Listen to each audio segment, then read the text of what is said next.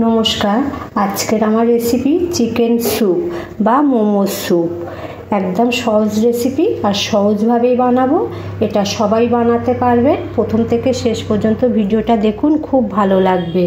ভালো লাগলে লাইক করবেন, শেয়ার করবেন, চ্যানেলটিকে সাবস্ক্রাইব করবেন। তাহলে চলুন রেসিপিটা শুরু করে দিই।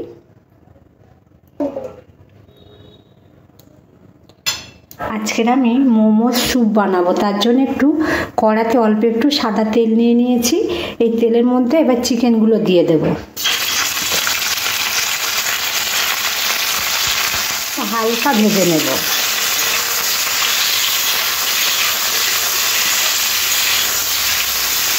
চিকেনটা একটু হালকা ভাজার পরে জল দিয়ে দেব।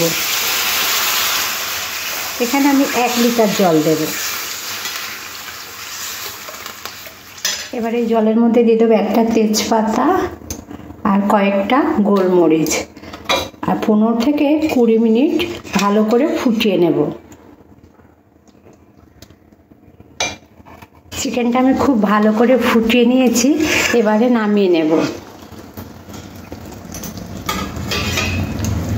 কড়ার মধ্যে একটু সাদা তেল দিয়ে দিচ্ছি। এবার দিয়ে দেবো রসুন কুচি, আদা কুচি।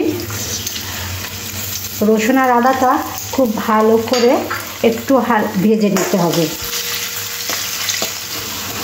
আদা রসুনটা হালকা ভাজা হয়ে গেলে এর মধ্যে দিয়ে দেবো গাজর এইভাবে কেটে নিয়েছি। গাজরটাও আমি খুব সুন্দর করে ছোট ছোট করে কেটে নিয়েছি। একটু হালকা করে ভেজে নিতে হবে। আর একসাথে বিনসও দিয়ে দেবো গাজরের সাথে। গাজর আর বিনসটা হালকা ভেজে নেওয়ার পর এর মধ্যে দিয়ে দেবো বাঁধাকপি।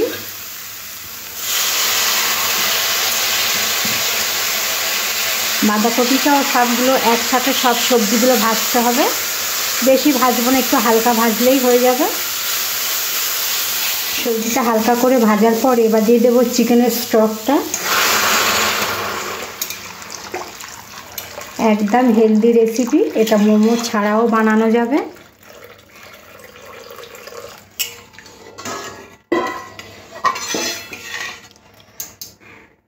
পরে দিয়ে দেবো 1/2 চামচ গোলমরিচ, স্বাদ অনুযায়ী নুন,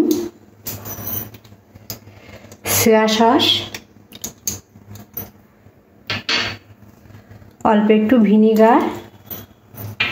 এবার খুব ভালো করে মিশিয়ে নেব। এরপরে দিয়ে দেবো এই যে চিকেনটা আমি হাড় থেকে চিকেনগুলো এরকম করে ছাড়িয়ে নিয়েছি, তাহলে মুখে পড়লে খেতে ভালো লাগবে। এবার চিকেনগুলো দিয়ে দেব, দিয়ে ভালো করে ফুটিয়ে নেব।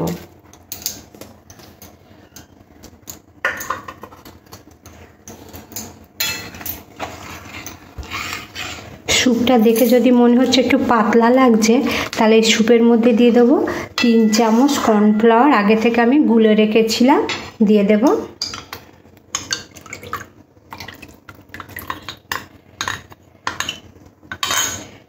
দিয়ে আরও 1-2 মিনিট ফুটিয়ে নেব। দেখতে পেলেন বন্ধুরা, কম উপকরণ দিয়ে দারুণ একটা স্যুপ বানিয়ে নিলাম। আশা করছি এটা আপনাদের সবার খুব পছন্দ হবে। তাহলে আজকের মতন এখানেই শেষ করলাম। সবাই ভালো থাকবেন, সুস্থ থাকবেন। আবার দেখা হবে নতুন ভিডিওতে। এবারে নামিয়ে নেব।